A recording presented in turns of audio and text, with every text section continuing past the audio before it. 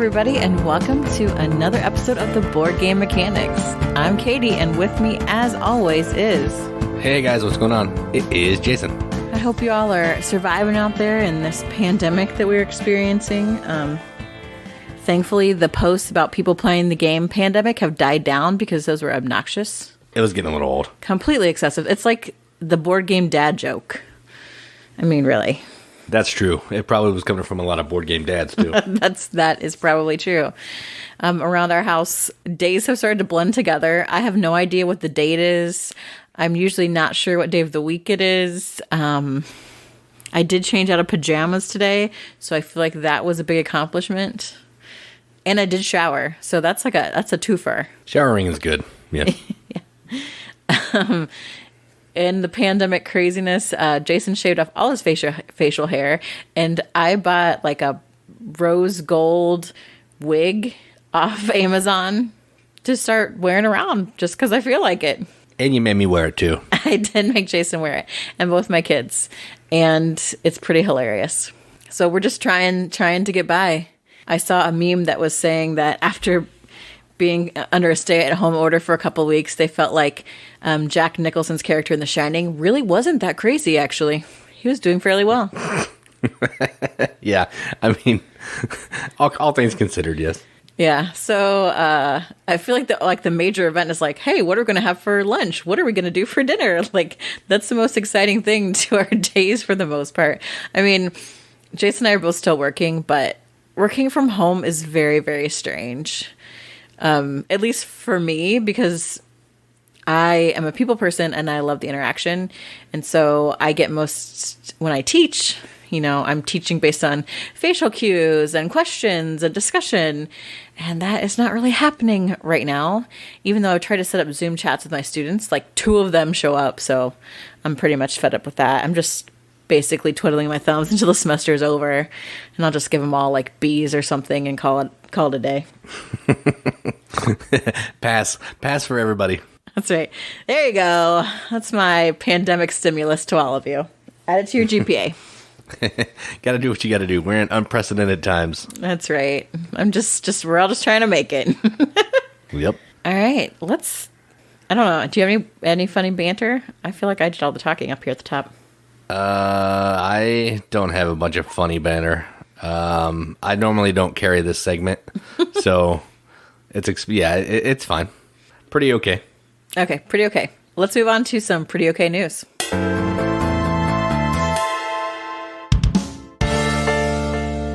All right, so I'll get started here.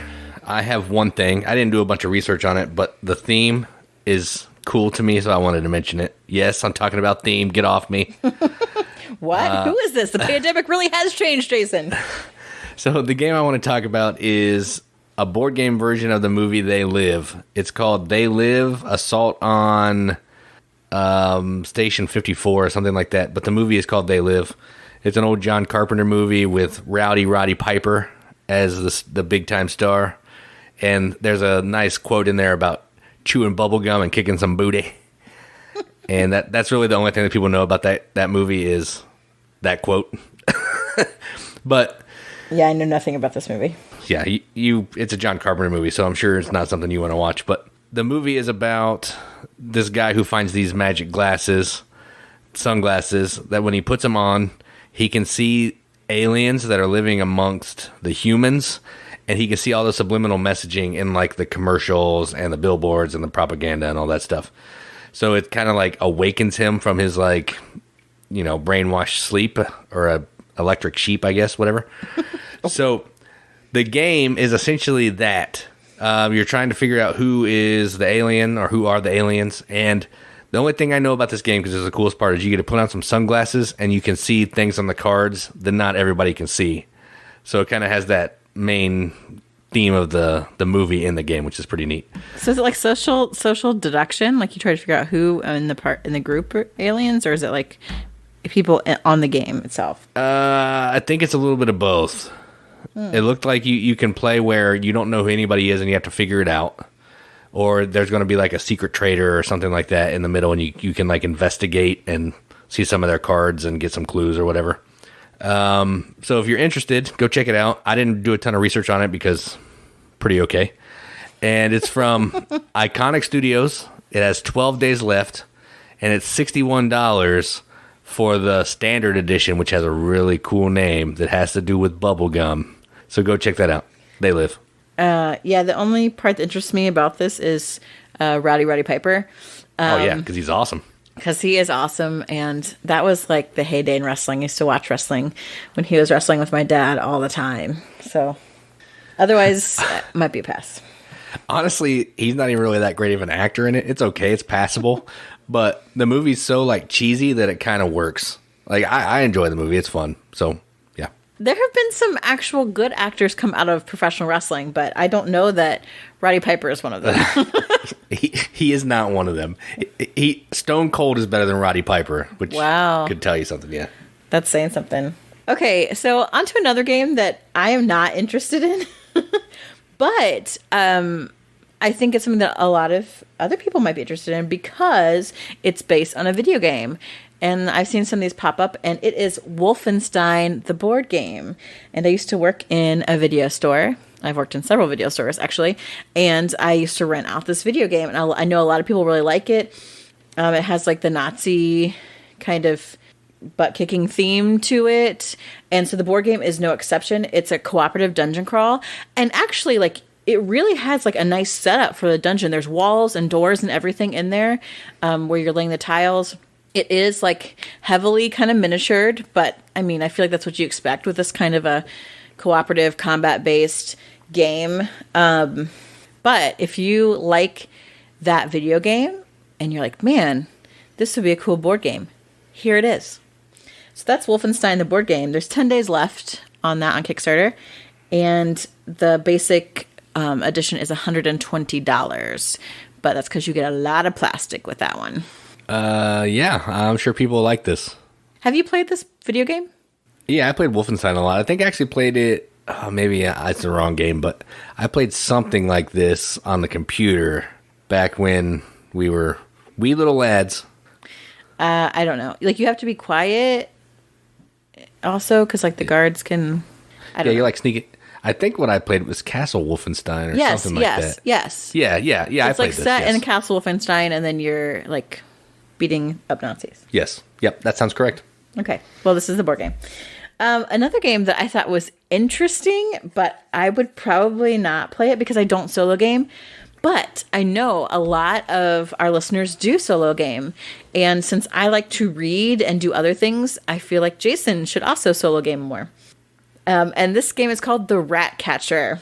And the name automatically pulled me in, and the artwork is really cool.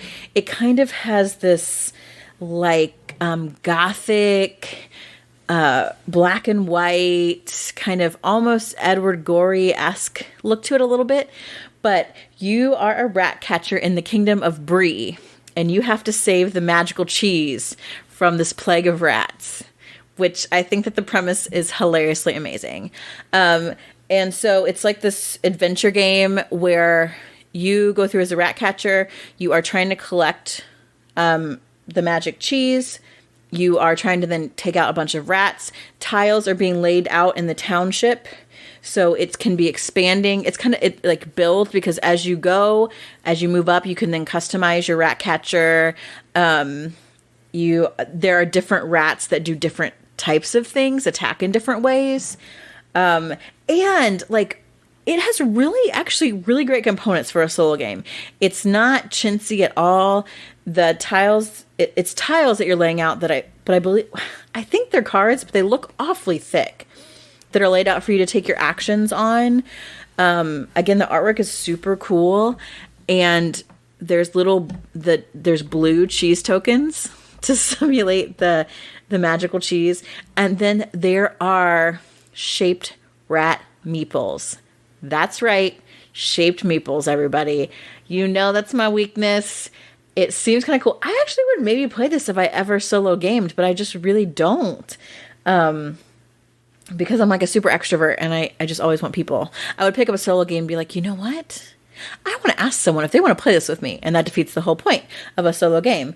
But this one has some really great components. These shaped rat meeples, and they're like I think at least 3 different types of these rats, and the meeples are different, like look different, and they come in this bag that you draw them out of. It looks pretty cool.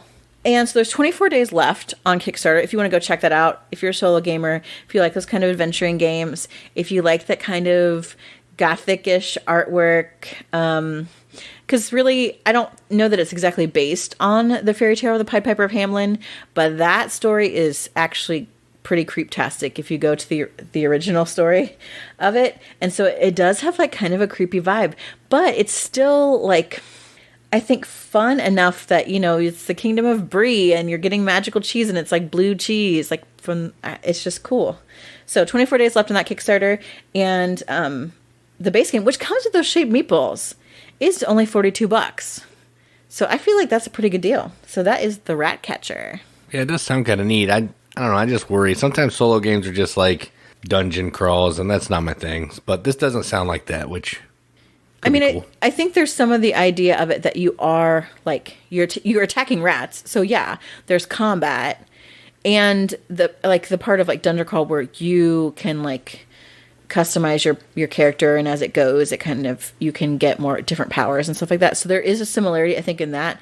But like one of the win conditions is to get 10 wedges of magic cheese. So that's cool. Yeah, Ratcatcher. All right, yeah. That's it for the news.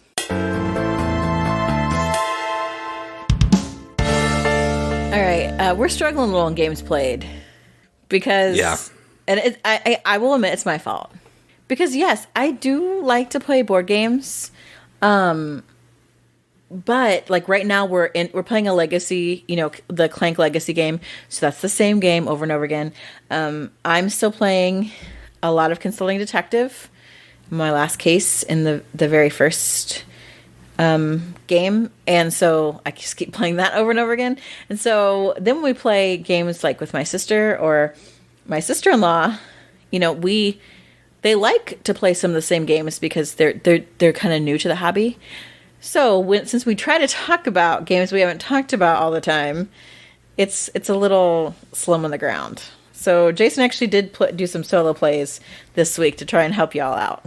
Yeah, so by solo, I actually played them 2-player, but by myself, because I'd rather do that than play solo. It just is more fun to me. So what I played is a couple games from the company Ape Games. I'm going to talk about one, and then I'll get to the other one later. And the first one that I played is called Rice Dice from our boy PDB, Philip DeBerry. And this is essentially a dice version of his bigger game called Spirits of the Rice Paddy. It has the same kind of deal where you're trying to get these certain patties. They're going to have spirits that are associated with them, which essentially give them a special ability. And then you're going to have to roll dice to get water, to get workers to harvest, plant, and weed your field. And you're also trying to get dice rolls to either put weeds in your opponent's patties or to be able to get cards to expand your patty. You can have a maximum patty size of 4 cards. Each card is a patty. So it's essentially a race. You're trying to be the first person to harvest your patties to score 100 rice. So each patty is worth like 5, 10, 15, 25 points. So if you harvest some of them a couple times, you're going to be really close to winning. So that was Rice Dice. And there's also a video on the YouTube page if you want to go check that out for more of what the game looks like and how it plays. Yeah, I did really want to play this, especially because I wanted to play the board game Spirits of the Rice Paddy. So I'd like to actually get both of those to the table at some point. Yeah, somebody commented on the video for Rice Dice and said it took them a couple times through Spirits of the Rice Paddy to really figure it out. But once they got it to click, they said it's one of the most different and fulfilling Euro games they've played. Nice. And we love PDB and definitely want to support him in all things. For sure. He's a great dude. Yeah, and so that makes me feel a little bit better that because our first time we tried to play it, I was like, I'm not getting this. What is happening? So I'm willing to give it another go and figure it out. And I'd also like to try the dice version because I like the theme. I think it's neat and actually, accurate to rice planting, really. So it seems fun. All right, so we did play a game together.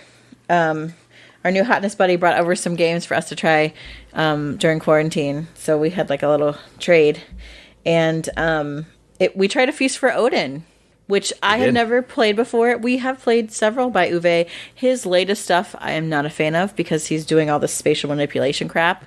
And y'all know how I feel about that. I can't abide by that. This game had some of that too. It did, and I did not like that. But thankfully I could actually physically place the tiles and move them around, so I didn't feel it was okay. It was okay. Right, yeah. It's not as punishing, that part of it, I don't think, in this one. Right. No.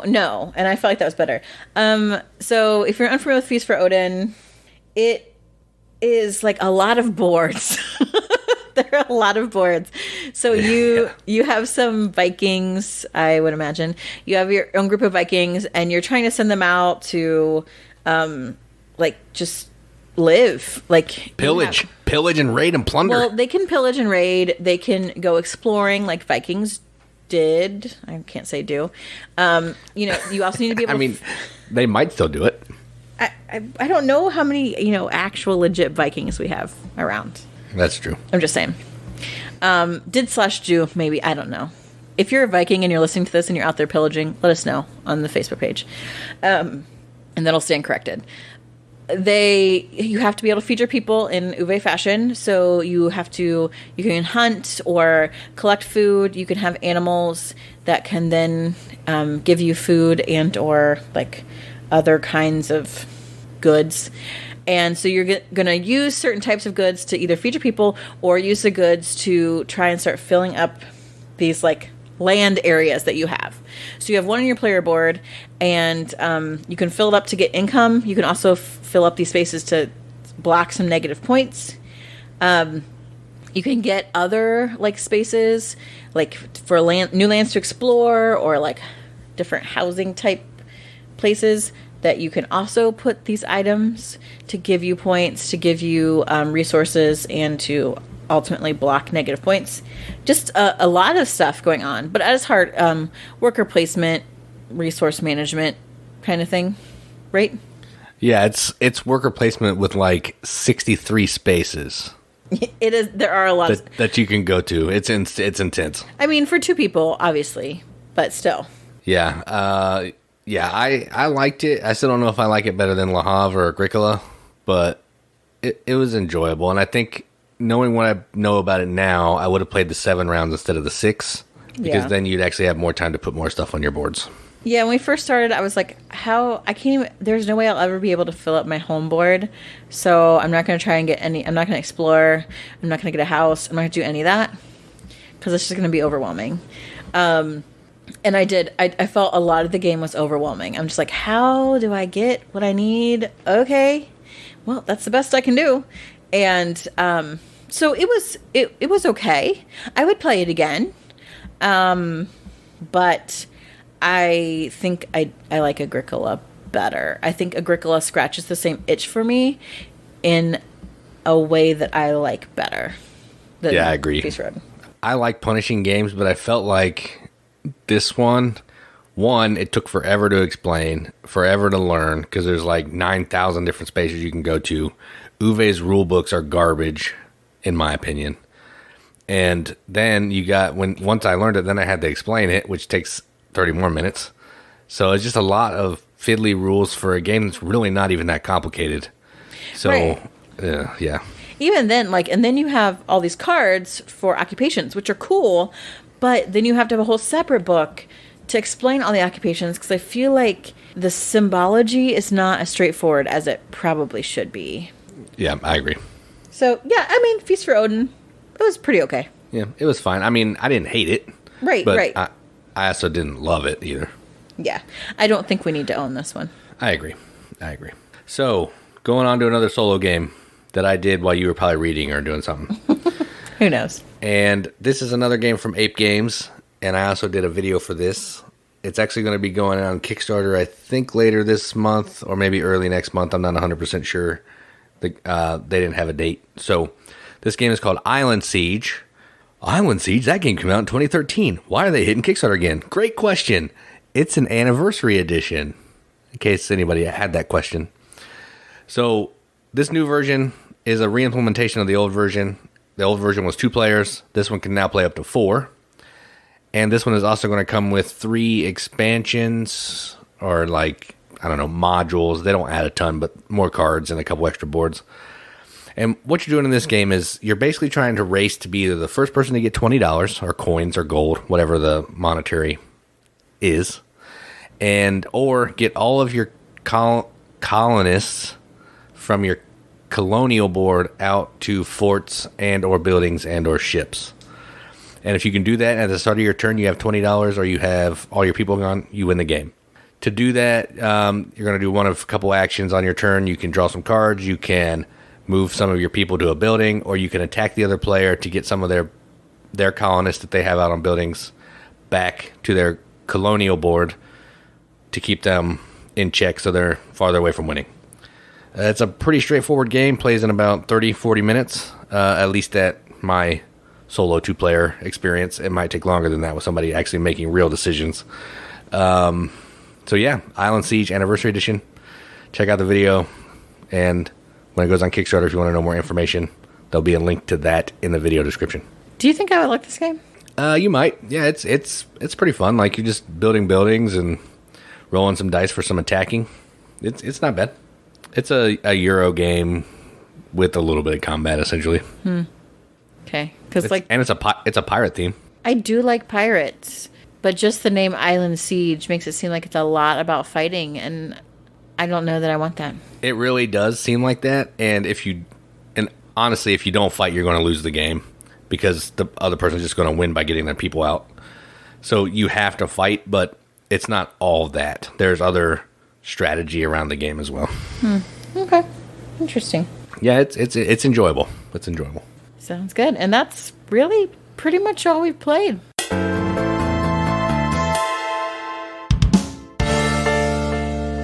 So, this week, I thought, instead of just talking about like a countdown of some games or whatever, I thought about all the people that we play games with. And I know that some of you have trouble finding just one person to play games with. But Jason and I have many, many gaming groups. I mean, we could bring... And they're all different. They play different styles of games. They're all different. They're all different. They are all different. They're all different.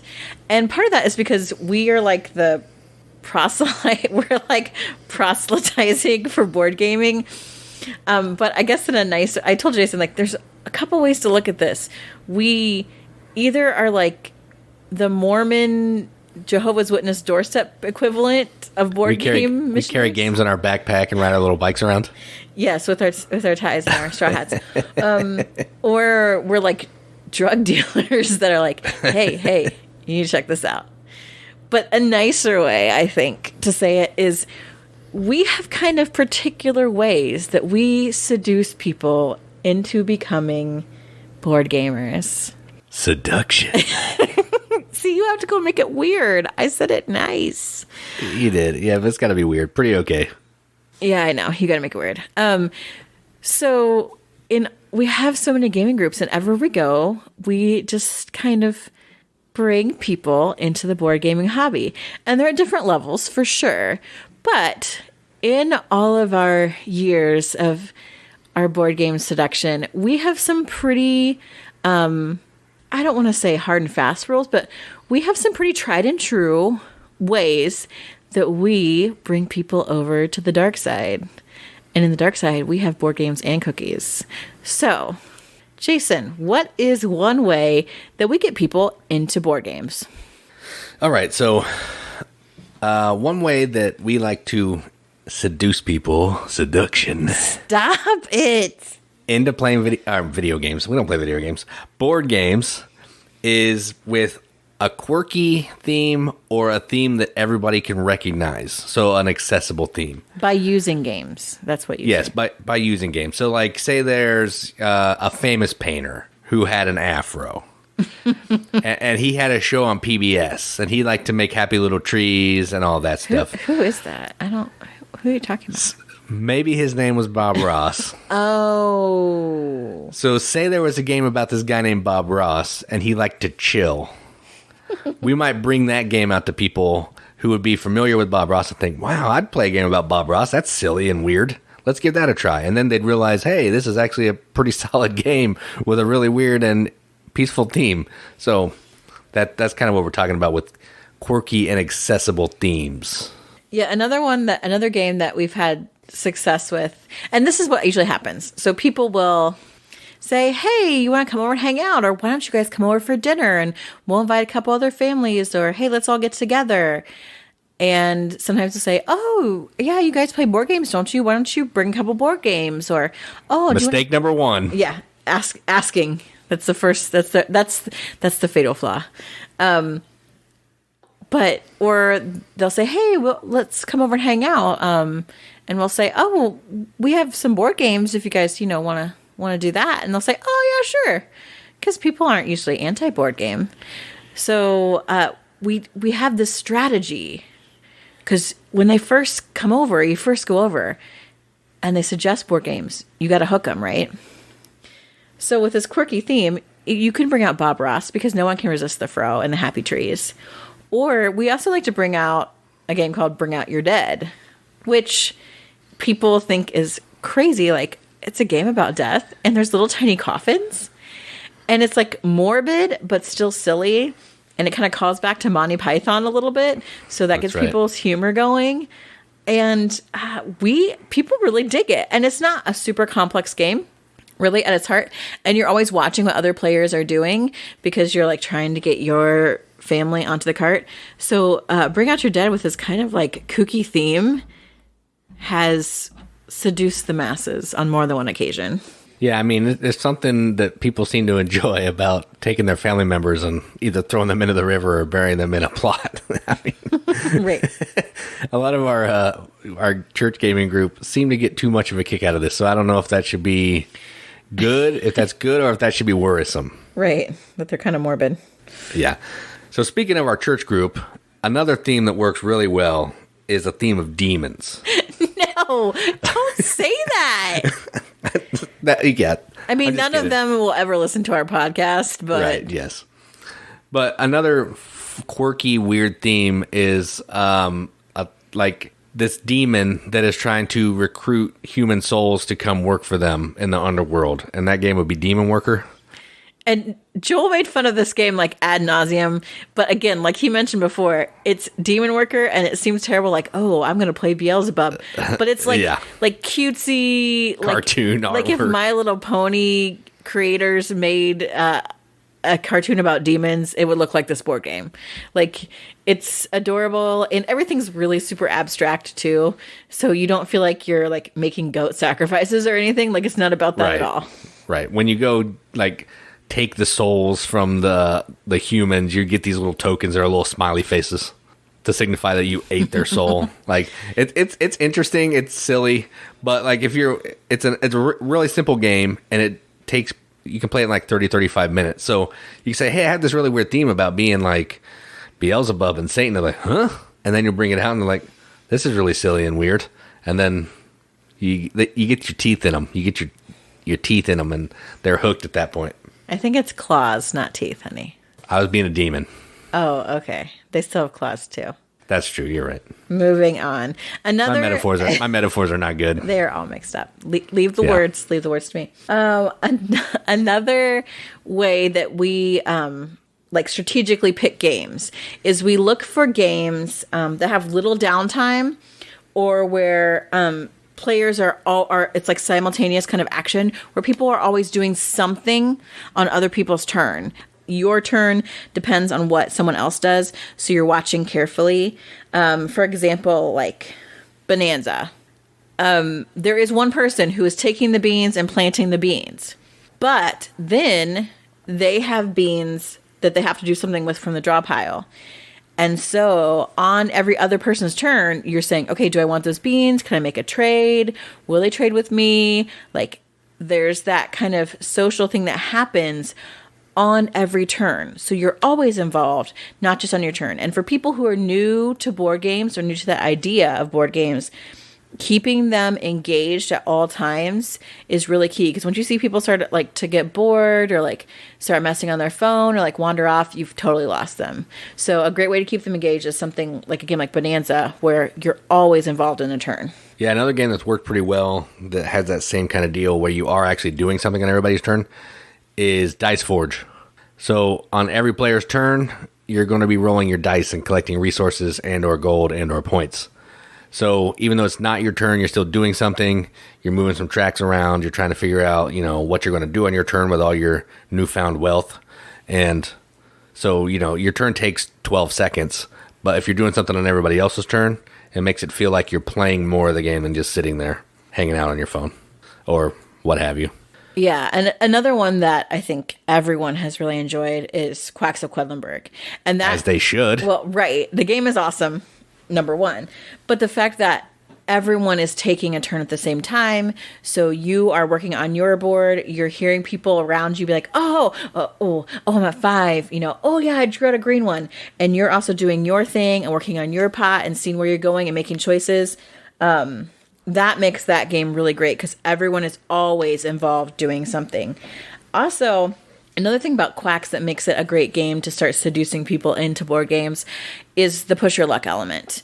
And I think we have done a number of games that are like that. Quacks, Fire in the Library, Home Stretch. the infamous Home Stretch. Games that are, I also like Fool's Gold. Games that are kind of push your luck based, I think, take the pressure off new gamers who have to be worried about strategy or not knowing how to play the game right, because there's that high luck element. So everyone's just making the best with what they have.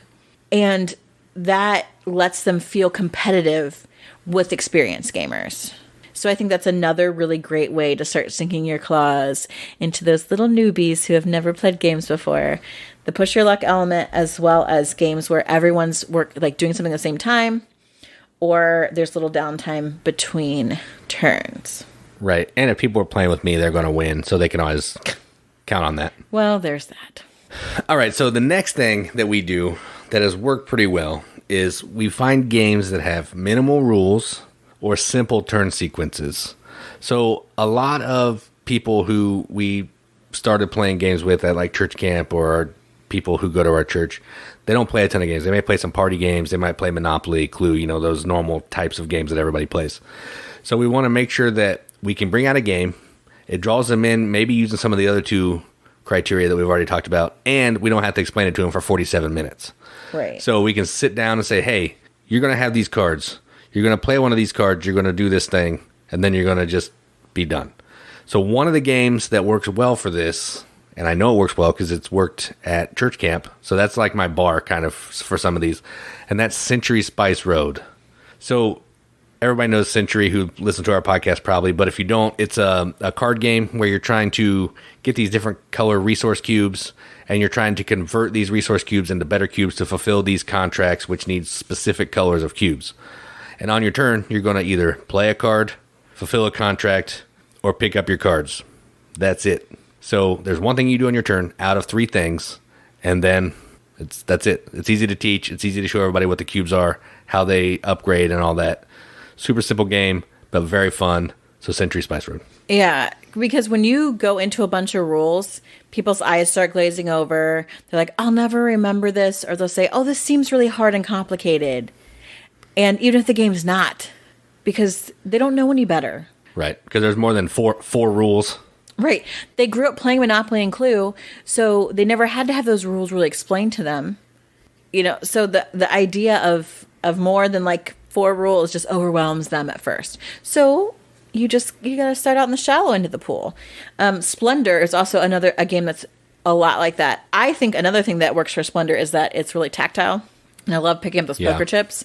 Yeah, the poker chips are nice. And I think people like that too. And it's one of the first games that I really got into because it was shiny, had shiny things, and I don't know, I just liked it a lot. But you're picking up gems, or you're cashing in gems to get gems. I mean, yeah, pretty much. Yeah, that's it. There's 2 things you can do on your turn. That's it. Yep. Right. So, It's not hard to say, but once you start playing, it's fun. Even for seasoned gamers, that idea is fun. And then once you've got those simple games, then they've got a foundation of concepts of rules that make giving the longer rule explanations like just a bit easier because they've already got the foundation of, okay, century, like if you've got the Century Spice Route foundation, understand contract fulfillment, you understand using cards to take actions. There's a whole ton of games that you can start with that basis and move forward. Oh, yeah, totally. Yeah, and probably the easiest one that we have on our list of these three is Love Letter. So good. In whatever iteration that you would like, be it Munchkin, Batman, whatever, it doesn't matter. They all play the same. But not only does this game have minimal rules, simple turns, it also has 16 cards. If you're playing with just the standard version, the deluxe one has more, but it's still as simple to play. So this game, you're drawing a card. You have 2 cards in your hand. You draw one, you play one. What you play, you do. If you ever have to discard the queen or the princess, you're out. That's essentially the game. Do this over like 4 or 5 rounds, and then whoever has the most hearts is the winner. It's super easy, super straightforward, and everybody I've played it with gets it and doesn't usually have a ton of questions. Yeah, I played this with some teenage girls that I was taking to a youth group thing, and they caught on like super quick. At first, like, okay, now what does this card do? What does this card do? But again, Love Letter has those great handouts, which I think is another thing that's helpful, to have a player guide to show people either what to do on their turn or to explain what they're seeing in front of them. So it explains the cards, and after you kind of, you could sit there and explain every card. But again, that's going past their idea of simple rules. So you just say, you draw a card, you play a card.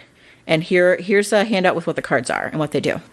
And then as they start playing, you ask questions. Usually I play an open hand the first round. So I'm saying, hey, here's what this card is, and here's what this card is. Here's what they do. I'm going to choose one. Now, I did have this fail once. I had Love Letter fail. Did I tell you about this? Yeah, wasn't it with the church ladies? Yes, I took it to the women's group, and we played the deluxe version, which, because there were so many people that they all wanted to play together, there was maybe 9 people or something, or 8 or 9 people. So I was like, okay, we can play this. They could not get it. They just couldn't get it. There's always that one crowd. And I think it's because a lot of them are detail people, and so they want to know what each card was, and I'm like, you don't want me to explain each card. And because there is strategy to Love Letter, but you pick that up and you catch on as you play it. And since it's the same thing for several rounds, it's easy for people to get.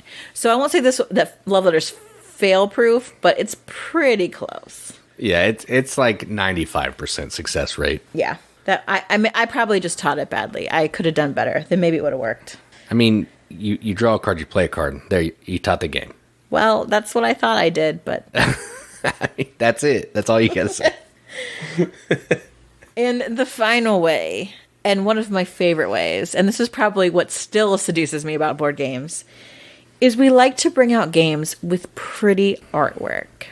Now, I might be the biggest sucker for artwork, and not everyone is as, pulled in by pretty face as I am, but there is something to be said for looking at the cover of a beautifully illustrated game and looking at the cover of like Risk or something.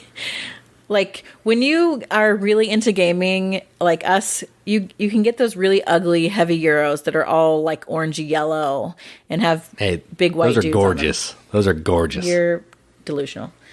But games like Takenoko, for example. Now Takenoko has a little bit more rules, but you get to play with pretty colored bamboo. You get an adorable little panda. You get this cute little gardener guy. The tiles are these beautiful colors, green and pink and yellow. People just are willing, I think, to learn a little bit more. And there's not that many rules in that game, but a little bit more than a basic draw a card, play a card. Right, yeah. But people are willing to work through that because they're like, oh, what's this game? This panda game. This looks cute. Oh, you can stack up those pieces there? Oh, that looks neat. They're in. You got them. They're on the hook. Reel that sucker in. Yep. That one does work pretty well. Like, seeing the bamboo and the panda on the board, there's really something to that. It does look nice. There's not many games that do stuff like that, at least that most people that we would be teaching this game to have played. So I think that just kind of blows their mind a little bit. Yeah. So since we're talking about Asian-themed games, another game that is beautiful and is also easy to play and easy to teach is Tokaido. So this is a game all about taking a walk.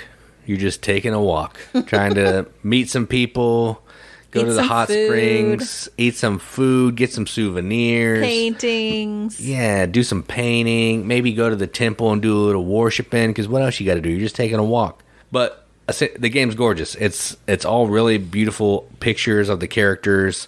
The board is white and the colors just pop out, like the spaces that you can go to. It just looks really nice. So it's not, I don't think it's as pretty as Takenoko, but it's pretty in like a different way. It's a more like sleek, like sophisticated look, I think, than Takenoko, and I really enjoy the way that it looks. Yeah, it really uses white space like really effectively. Like it is a more sophisticated, like if you like true Asian art, this will really appeal to you. Whereas Takenoko has a lot of bright colors and like fun cartoon aspects to it. It's more cartoony for sure. This is like that beautiful understated kind of look. And honestly, not that difficult of a game to explain how to play. There's just some little extra rules that you can kind of talk about as you go, but people are like, ooh, oh, so we get those? Can I see what they look like? And so they're looking at the souvenirs, and you can explain how you get them and what you need, and oh, look at this food, and yeah. I think the trickiest part about this game is the player powers, I think. Oh, right. Because that could be a new element that people haven't experienced before. That's true. But again, it's not hard. It's just one more additional rule that is a little tricky. Yeah, in a similar vein, and this one is wildly popular, and we have played it everywhere, and that is Parks. Yeah, this is all right. This is okay. We love this game. And again, it's that Tokaido style of you're going on a hike. You're going on a hike. You got two dudes, they're going to hike. And there really are a lot less spaces on it, so there's not a lot of movement, and it's that contract fulfillment, almost like simple, like Century Spice Road. So you go to a space, you collect the stuff, and then you can go to the in space and turn in and get a park. And so then each round when a new tile comes out, you can explain what the new space does, but it's pretty straightforward. But the artwork, like the gorgeous scenes of all the national parks, for me, obviously, I'm a sucker for the shaped meeples of the resources, which people like the feel of those. The special little animal meeples that you can get as wilds. People like the different ones that you can pick, the different little pictures that you can take. Those are all really beautiful. Like, it's just gorgeous artwork, and it really has a nice basic theme. And once they get that idea of, okay, here's a kind of game where you're moving forward along the space, it's contract fulfillment again. That gorgeous artwork drew them in. You taught them a basic principle about board games that can lead them to other games. It's just so pretty to look at. Yeah, and actually, if you've played Tokaido, Parks would be a good next step because they have that same kind of movement mechanism where you can move as far as you want forward, but you can't go backwards. Right, or even vice versa, because Parks, I think, actually has less kinds of things that you're collecting. So in some ways, it's a little more straightforward than Tokaido is. Yeah, I mean, yeah, they're both super easy to teach and play, but yeah, I can see that. So I'm going to talk about this last one here. It's probably the heaviest one in this section. It is. I almost didn't talk about it because I thought it might be too heavy. Yeah, but I think we play with some smart people sometimes, and I think they can handle this. So that game is Everdell. So there's no disputing that this game is gorgeous. The art is amazing on all the cards. The board looks really good. The little stupid tree that gets in the way looks really nice. But there definitely is a lot of rules overhead for this one. Essentially, it's a worker placement game or playing cards. But the way that you have to play some cards can get tricky. So you're using worker placement to go to spaces to collect goods. And then on a later turn, you can use those goods to build a card. So I think this one's a little more tricky because it's not just doing one thing or the other. It's I can either do this or I can do this. So I can either do worker placement or I can play cards. And then I play a card.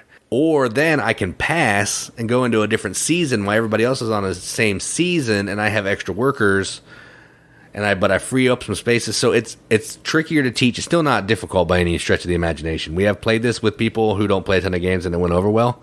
But I think part of it is because it's pretty to look at. So Everdell, if you want a little bit of a heavier game than the other three that we've talked about. Right. If people are saying, hey, I'm willing to sit down and try learn a game. I'm not real good at games. You know, I played, Monopoly. I played Trivial Pursuit or whatever. Say, okay, if you're willing to learn, I think that the gorgeous artwork does draw them in. The cute animals are so flippin' adorable. I can't stand it. I love to play with the little berries because they're nice and squishy, and the pretty resin. Like, I love those like upgraded components that are so fun to play with and tactile, because apparently I'm a child and need all my senses stimulated when I play a game. But if you teach it once, and I think we taught it to some kind of noobs, and they really enjoyed it, and they said, okay, I played it once, I get it now. I really would like to play it again because now I feel like I understood it. And so this one might take another turn or two. So if you have people that are kind of impatient and just want to learn a game and get it over with, definitely wouldn't start with Everdell. But Everdell. Stop! I sound like that lady that was on Wheel of Fortune tonight. Yeah. Bless her heart.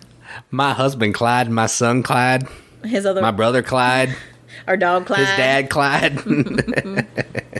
That's funny. But yeah, I think Everdell is one that if you have people that are wanting to kind of get into the game scene a little bit, or are willing to see what you're interested in, the beauty of that artwork really helps. So if you're like us and you're like, I need to play with more people, and you've got some friends, I mean, obviously during the pandemic, this is not going to happen, but we want to gear you up for once the stay-at-home orders are lifted, you can just go out and visit everybody, and you'll be bringing the games. Or they'll be coming to your house and saying, hey, you guys seem like you had a great time during the pandemic. I saw you post all these pictures of these games that you were playing. You weren't bored at all. This is how you seduce those people into being your board gaming group friends. So, yep. This is how Jason and Katie do it. Number 1, we play games with quirky and very accessible and familiar themes. We play games with little downtime, or where players have something going on everyone else's turn. We introduce games that have minimal rules and simple turn sequences. And we bring out the guns that are sexy to look at. So the pretty artwork games, yes. I had to get some other seductive words in there. Maybe it's just me. You don't need to bring the games then. That's true. I love that. I mean, crickets, Jason. Insert the crickets right there. I'm just trying to keep this board game related. Every time I try to get... You always make it weird. And then when I go to build on it, you're like, whoa, cross the line. What's wrong with you? Explicit rating, beep you out. Yeah, I'm beeping all that out. That's it. Do it. I don't care. I don't listen to this crap anyway. I don't. And neither does anybody else. Hey. Except 5 of you. Thank you, guys. The 5 of you that listen to us, we love you. So there's like 7. Okay, so 7. So how do you seduce people into board gaming? What are your tips and tricks? Tell us. Join the Facebook group, The Riveted. Please, we'd love to have you. We'll let anybody in because we are pretty okay. And so are our standards. Instagram. Our standards might be less than pretty okay, actually. Yeah, they're pretty low. But the content's pretty okay. Instagram. We're on Twitter. We've got a YouTube channel where my husband posts videos all the time, and I do not. I probably should work on that. Yeah, you do not. I need to. We do live plays on Facebook, so on our Facebook page. So any of the ways that you want to email us. If you want to write us a letter, do that. Just DM us or something, and we'll give you the address. And you can write us a letter if you want to do old-fashioned. Or if you have a passenger pigeon. I don't like birds, but I would, take a letter from one. That'd be awesome. Yeah, I would take a letter from that. That'd be sweet. Yeah. So, we want to hear from you. How do you get people to game? What are your tips? So, and let us know if these work for you, or if you think we're like way off and crazy, because that's also highly possible. Actually, likely. Yeah, it's probably possible and likely. Not just possible, but entirely likely. that we are crazy. But we do play games with lots of different people. We have lots of different groups that we game with on all different levels. So I guess we're doing something right. Or maybe it's just my natural charisma and charm. I'm sure it's Jason. Or maybe it's just because nobody wants to buy games, so they just know we'll bring some. I don't think that's true, because they ask us what games to buy. Well, that is true. You're right. See? You're right. See? You're right. Quit trying, it's probably me then. Quit trying it's to pull back into your introvert shell. Yeah. Jason's the life of the party. Everybody wants him to come over. So chatty and... Yep. talkative. You can tell by the first 3 minutes of this podcast how chatty I am. That's right. All right. Before this gets even any crazier, stay healthy out there. Wash your hands. I've been Katie. And I'm Jason. Keep gaming, everybody. Keep gaming.